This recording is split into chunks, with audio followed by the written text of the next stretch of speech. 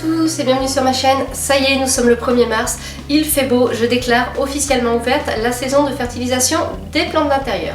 Je vous propose donc une vidéo en 5 points où je vais vous dire les choses à faire, à ne pas faire pour fertiliser ces plantes d'intérieur. Premier point, pas d'engrais juste après un rempotage. La plupart des terreaux que l'on peut utiliser aujourd'hui contiennent des nutriments et pendant un certain temps, on n'a pas besoin de fertiliser. Ça peut être 1 mois, 2 mois. En général, c'est marqué sur l'emballage. Par exemple, ce terreau pour plantes d'intérieur Jungle Fever de chez Undergreen contient suffisamment d'engrais pour nourrir les plantes pendant 3 à 4 semaines. Donc inutile de fertiliser en plus à ce moment-là. Trop d'engrais est néfaste pour les plantes. Deuxième point, la période de fertilisation. Comme je vous le disais en début de vidéo, on la démarre généralement au mois de mars pour cesser les apports d'engrais à la fin du mois de septembre. Cela correspond à peu près à la période de croissance des plantes d'intérieur. Bien entendu, c'est à adapter en fonction de la météo de l'année. Si vous avez un printemps tardif, n'hésitez pas à repousser les premiers apports d'engrais. Au contraire, si vous avez un été indien, vous pouvez fertiliser jusqu'au milieu du mois d'octobre, voire la fin du mois d'octobre. Troisième point, nous allons parler de la fréquence d'administration des engrais. Je vous conseille de fertiliser vos plantes d'intérieur une fois par semaine ou une fois toutes les 2 semaines. Cela dépend du type de plante, bien entendu, et de leur vitesse de croissance. Certaines plantes d'intérieur, comme les succulentes, les cactées, pourront largement se contenter même d'une fertilisation une fois par mois seulement. Sur les emballages de certains engrais, il est même conseillé de fertiliser 2 fois par semaine. Alors ça veut dire que c'est possible, mais tenez toujours compte des besoins de votre plante.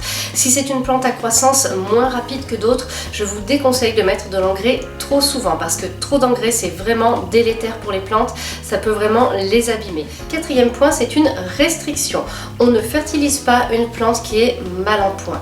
Vous me posez souvent la question et c'est le réflexe qu'on a quand on débute, une plante qui va mal, qui pique du nez, on se dit je vais lui donner un petit peu d'engrais, ça va le rebooster. En réalité, une plante qui va mal n'est pas en mesure de tirer parti des nutriments qui lui sont apportés par l'engrais. Au contraire, ça peut même empirer l'état de la plante. On voit sur certaines orchidées des traces de brûlure sur les feuilles quand elles ont de l'engrais alors qu'elles ne sont pas capables de l'assimiler par exemple. Donc je vous donne un conseil, une plante qui va mal, on évite de lui donner de l'engrais. Cinquième point, est-ce qu'on peut utiliser n'importe quel engrais pour n'importe quelle plante d'intérieur? Alors en fait, il existe plusieurs sortes d'engrais. Certains vont favoriser la croissance des feuilles, d'autres vont favoriser la floraison et certains vont être spécifiques à certains types de plantes.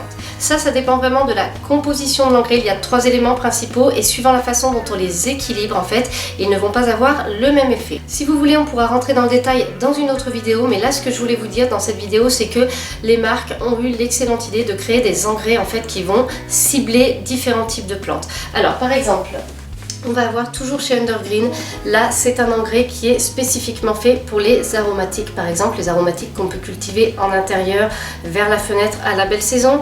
Là c'est celui qui est assorti au terreau que je vous montrais en début de vidéo, donc il est fait spécifiquement pour les plantes d'intérieur, en particulier les plantes qu'on cultive pour leur feuillage plus que pour leur floraison. Les engrais spécifiques, on les retrouve aussi sous d'autres formes comme les dosettes. Là, ce sont des dosettes spéciales orchidées. Là, ce sont des dosettes spéciales plantes d'intérieur et notamment les plantes fleuries. Ces dosettes-là, on les utilise une fois par mois. Cela apporte une fertilisation pour 1 mois. Donc, si vous débutez ou si vous ne voulez pas vous prendre la tête sur la composition des engrais, ce que je peux parfaitement comprendre, n'hésitez pas à vous tourner vers les engrais spécialisés.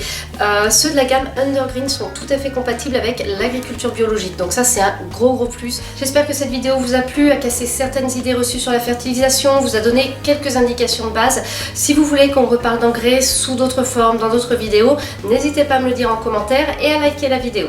En attendant, je vous remercie d'avoir regardé cette vidéo et à bientôt pour une prochaine vidéo.